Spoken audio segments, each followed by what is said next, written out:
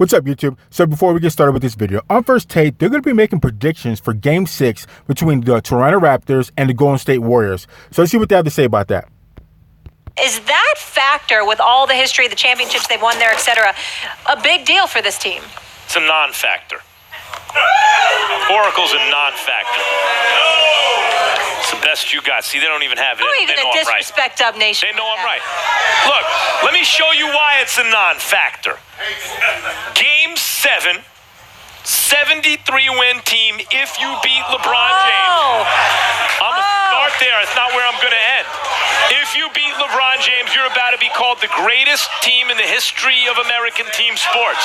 There were articles written about it.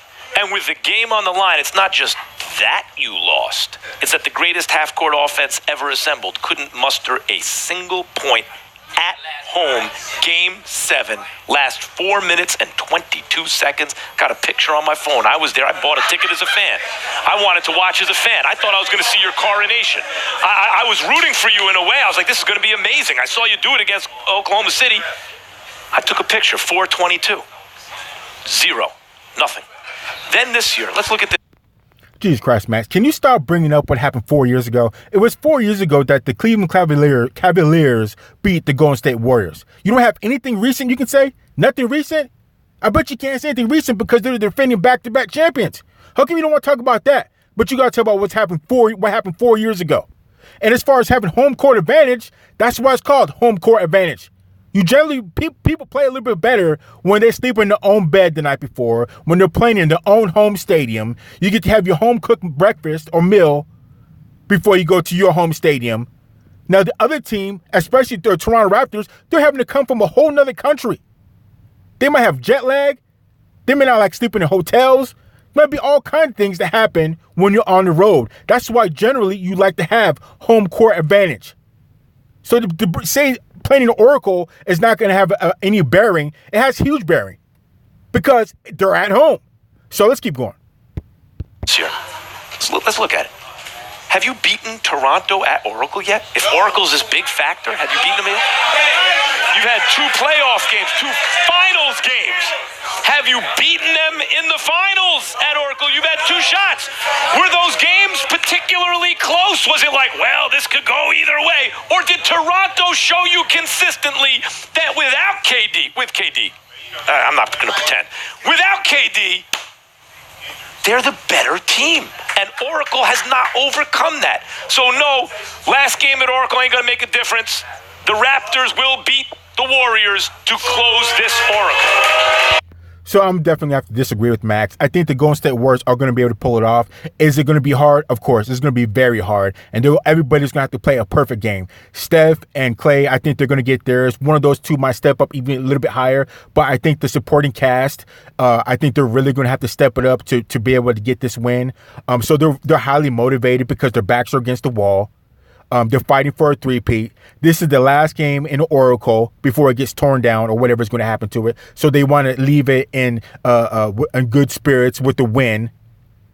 And, you know, it's just there's something to be said about having a home game. So I don't know where Max is getting this. It doesn't matter. And as far as winning, I think the Houston Rockets beat the Golden State Warriors in the regular season. I think they beat them at home a couple of times. And what happened to them in the playoffs? They got beat up in 6. As far as the Portland TrailBlazers, I think they beat the Golden State Warriors twice during the regular season. I think some of those might have been at home. What happened to them? They got swept. So it's not necessarily an indicator that the Toronto Raptors are beating the Golden State Warriors at Oracle. That's not a major indicator or talking point. So I don't know where Max is bringing all this stuff up. Like I said, I think the Golden State Warriors are going to be able to pull off the win because they're playing for the boy, Kevin Durant. They're playing because it's the last game at Oracle. They're playing their backs against the wall. They're working on a three-peat. So I think they're going to step it up, and I think they're going to be able to pull it off. So let's keep going.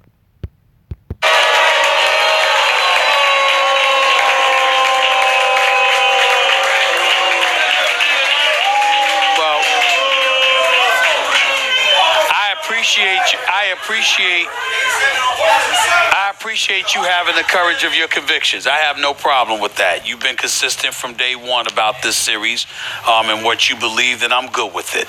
I would tell you, however, there's a few things that you're not paying attention to. And when I bring them up, you'll have no point but to concede it, and it's going to annoy the living hell out of you. I look forward to it. First of all, Max Kellerman, do you understand that the Toronto Raptors have to play a nearly flawless game tonight? Either one or two things must happen. They must play flawless, or bodies that have to be falling with the Golden State Warriors that it resembles an infirmary, for crying out loud. That's basically your only shot. You know why? Because I hate going this route, but I've seen it happen too many times. You know, it's not like they're going against LeBron James. See, LeBron James is the magnet. And he's the magnet for the television. He's the magnet for the league. You know, when you bring up Golden State's history, LeBron James going up against that history put them on even footed. Knowing that there is a game 7 to fall back on in Toronto, knowing this is the last game at the Oracle, you have any idea how many calls the Golden State Warriors are going to get tonight? I mean, it's going to annoy the living hell out of you. You know what? I do concede that point. You're going to get a lot of, because, by the way, yes. Toronto got... Okay, so let me interject there real quick. So I think that the Golden State Warriors definitely they need to be on top of their game. Everybody needs to be pulling their weight and going above and beyond. Also mixed with the Toronto Raptors not necessarily having a good game. Kawhi would probably do his thing, but if Siakam and Marc Gasol and Van Vliet, if they have so-so games or bad games, I think the Golden State Warriors, it'll be easier, obviously, for the Golden State Warriors. So I pretty much think that's going to happen as the Golden State Warriors. Everybody's just going to step it up, and I think some of the Toronto Raptors won't have as good as games as they've had during this series. But let's keep going. Calls in game 5. My mic fell off and it came loose. I'm sorry about that. I hope y'all can still hear me. Here's my point to you. I'm telling you right now, at the end of the day, this is what it's going to come down to. You're going to have the Toronto Raptors going to have to play lights out, or there is simply no way in hell they are going to win this game, because every call that can go against them will, when it counts. Nick Nurse is going to lose his mind. He's going to be going crazy. All of that stuff is going to be teed up. He might get teed up. He probably will get teed up. It doesn't matter. At the end of the day, this is what it comes down to. This is what it comes down to. They are going to win this game because they're going to receive a whole lot of help. And by the way, as the Raptors did when Kawhi traveled, and the Raptors got a lot of calls down the stretch against Golden State at home. But I'll say this, Stephen A. That's a great point, and you're absolutely right with your prediction. I have to concede the point, and it is annoying to me. However, I think it's going to be overcome by the following. So Kawhi's going to ball, I have no doubt. Then the question is, what help is he going to get? If Danny Green hits 4 or 5 threes, I think it's going to be a little bit much. Then again, if he doesn't, Norman Powell might. If Marc Gasol has a really good game, boy, now Gasol is balling. Then again, even if he doesn't, Ibaka might, or Siakam might.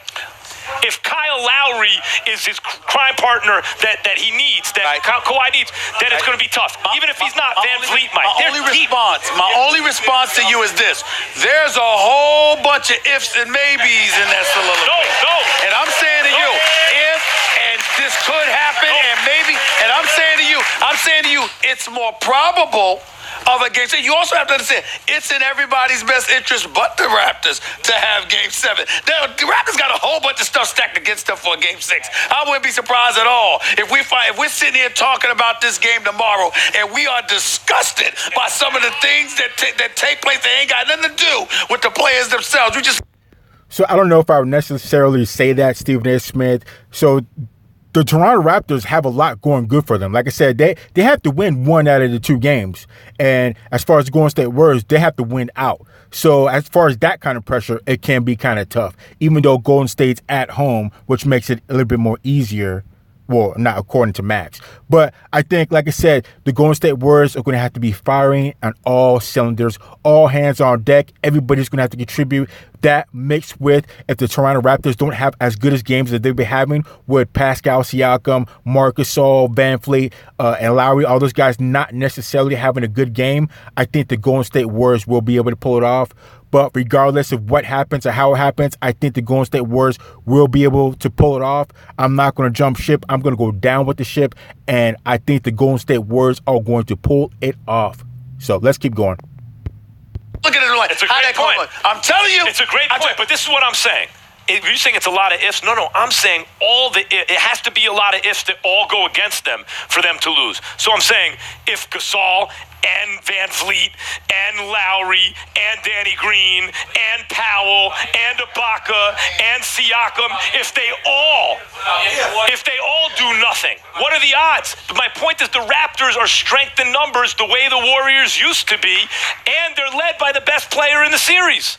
So even if the calls go against them, I don't think it's going to be a one-possession game.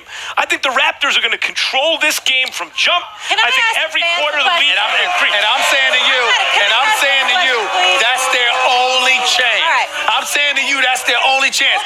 If the game is tight, and I certainly don't see the Warriors get blown up. Welcome to Game 7. Don't you feel like you've been a little greedy? Don't you feel like it's Toronto's turn? It's about time.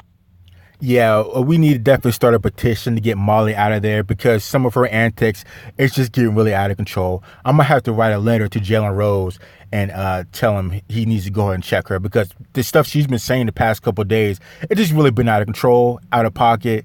And I like to quote Mike Tyson of some of the quotes that he's said to some reporter to her, but I don't want to get in trouble. So let's keep going. I'm someone else. Come on, we've been out here 5 years straight. Spread the love. No? All right. I like coming out here. There's some people in this audience basically a part of First Take at this point. This dude's been here for like 4 or 5 years in a row.